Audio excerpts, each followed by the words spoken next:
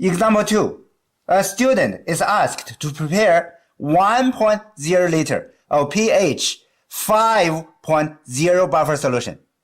How many milliliters of glacial acetic acid? Density is 1.05 gram per milliliter. Molecular weight is 60.05 gram per mole. And how many grams of sodium acetate? Molecular weight is 82.03 gram per mole are needed. If the molarity of sodium acetate in the buffer solution is 0.10 molarity. When we are given a calculation problem, the first step is always to summarize the most important information. The most important information includes numbers with units, what we're looking for, and balanced chemical equations if there are chemical reactions in the problem.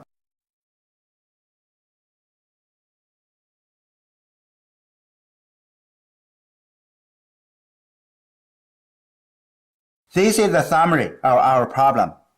You may have already noticed I assign a symbol to every number with a unit and what we're looking for. If you can assign appropriate symbols to the numbers with units and what we're looking for, it will be easier to find the equation to use because all equations contain symbols, not numbers. Now let's conduct some analysis to see how can we start from what we are given to what we are looking for. Let's look at sodium acetate first. If you recall, if we know the volume and molarity, we can calculate the moles of the solute, which is sodium acetate. If you know the moles of sodium acetate, you know its molecular weight. We can calculate the mass of sodium acetate. It seems it's pretty easy, right? This is the first step. This is the second step. One thing I want to pay attention to is we have two volumes. This volume is a volume of pure acetic acid because acetic acid is a liquid. This volume is the volume of the buffer. Do not be confused about these two volumes. Well, it seems it will not be very easy to find the volume of acetic acid.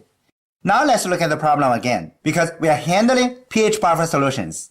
The most important equation of pH buffer solution is Henderson-Hasselbalch equation. Let me put down the equation. This equation tells us that the pH of a buffer solution is equal to the pKa of the conjugated weak acid we use minus log the equilibrium concentration of the conjugated weak acid over the equilibrium concentration of the conjugated weak base. Let's see what we know about this equation. We know the pH of the buffer. We know the pKa of the conjugated weak acid, which is 4.74. We know the molarity of sodium acetate. From the formula, 1 mole of sodium acetate will produce 1 mole of acetate. Therefore, the molarity of acetate should be equal to the molarity of sodium acetate in the buffer solution. It should be 0.10 molarity. The equilibrium concentration of acetic acid is the only parameter we don't know. Mathematically, we can calculate the molarity of acetic acid in the buffer solution. You can use either symbol to represent the molarity of acetic acid. Well, since we know the molarity of acetic acid in the buffer solution, we know the volume of the buffer solution, we should be able to calculate the moles of acetic acid in the buffer solution. We know the moles of acetic acid. We also know the molecular weight of acetic acid. We should be able to get the mass of acetic acid.